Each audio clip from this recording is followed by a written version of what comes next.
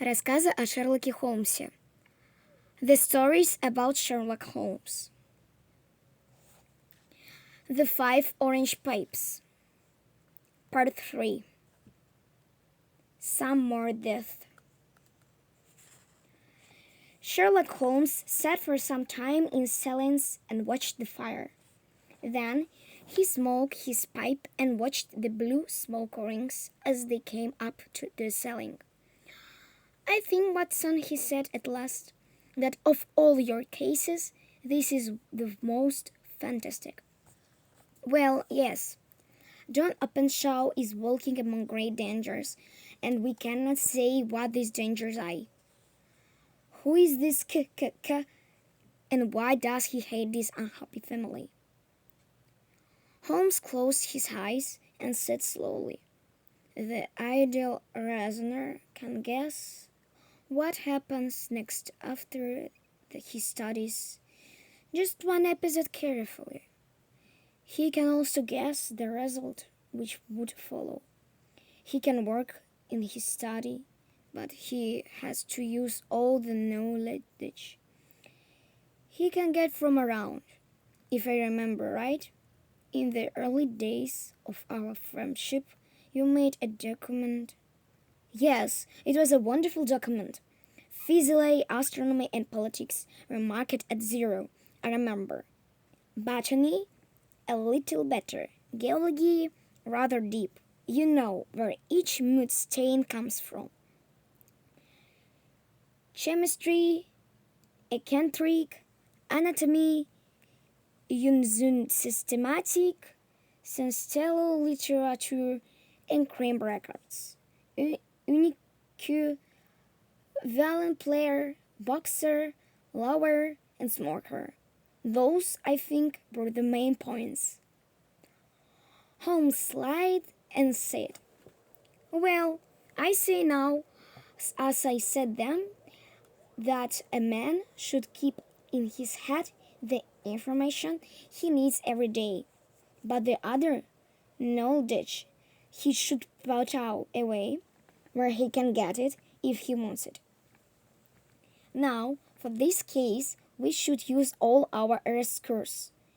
Can you give me the American encyclopedia which stands on the shelf over there?" First of all, we may guess that L.S. Openshaw has some very strong reason for leaving America.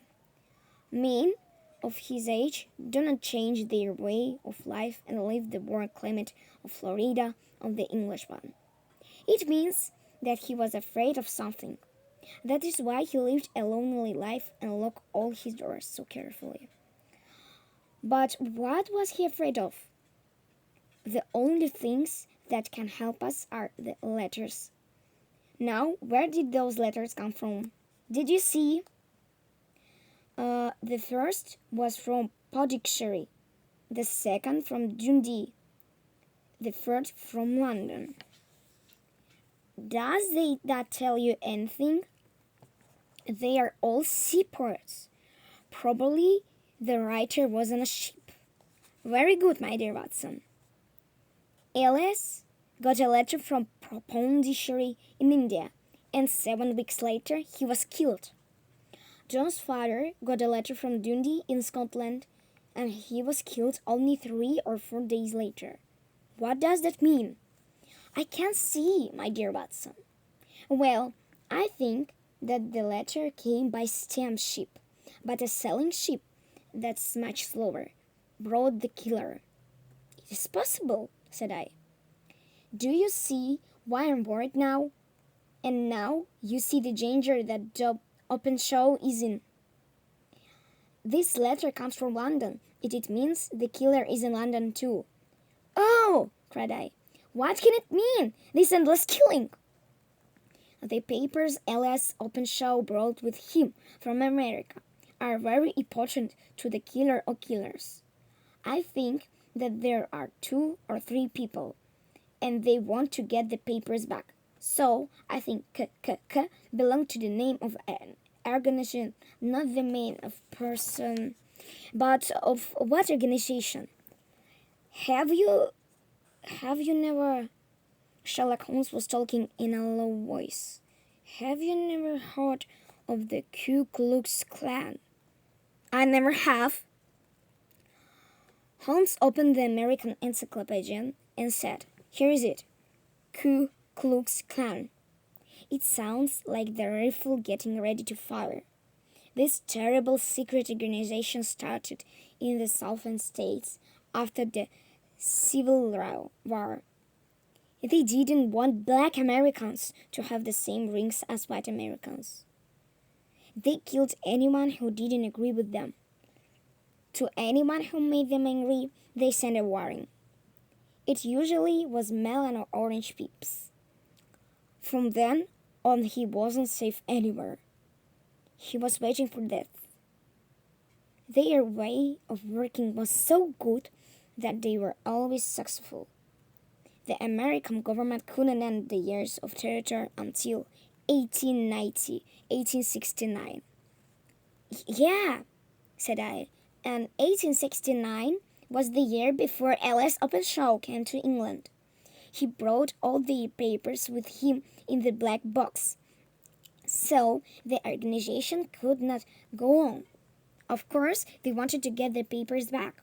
They burned a piece of paper we have seen with its dates and names of when and to whom the irrigation pipes were sent are a great danger to the person who has it. Holmes said, We can do no more tonight.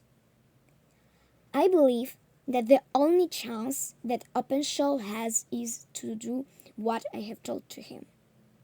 The next morning the sun was shining and Sherlock Holmes was at breakfast when I came down to him. I set a table and opened the newspaper. Holmes! I cried and read to him. Between 9 and 10 last night, a policeman heard a cry from help near Walter Bridge. Then he heard some fall into the river. The people tried to help the poor, but the night was too dark. Later, the police took a body from the river. A letter found in his pocket showed that it was a man named Openshaw. We sat in silence. That hurts me, Watson, Holmes said at last. It really hurts me. That young man came to me for help, and I sent him away to his death. Now I am going to fight him, if it is the last thing I do. He walked up and down the room. Finally, he went out of the house in a hurry, and I didn't see him till evening. When Holmes came in, he was very tired and hungry, but very pleased. Watson, I know the names of Openshaw's enemies. I am going to send them a surprise. It will frighten them. What do you mean?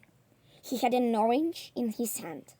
Holmes took out the pips and put 5 of them in a letter.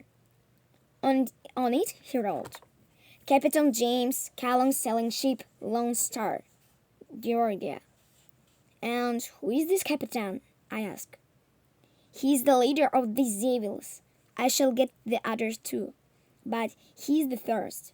I have spent all the day at the port of London and studied hundreds of the ship's paper. Only the Lone Star was in the 3 ports on the right time, and this morning she left London to sail back to Georgia. There are 3 Americans aboard. I also found out that all 3 of them were away from the ship last night. They are the killers.